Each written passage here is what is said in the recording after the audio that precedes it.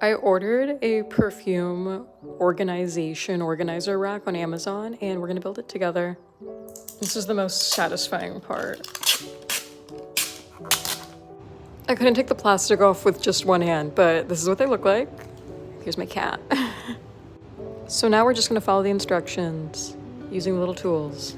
All right, so far, next step. It's almost looking like stairs now. Looking pretty good. So is my cat.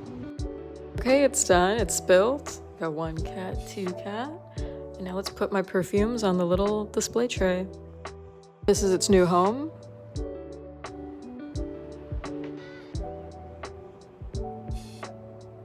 And that's it.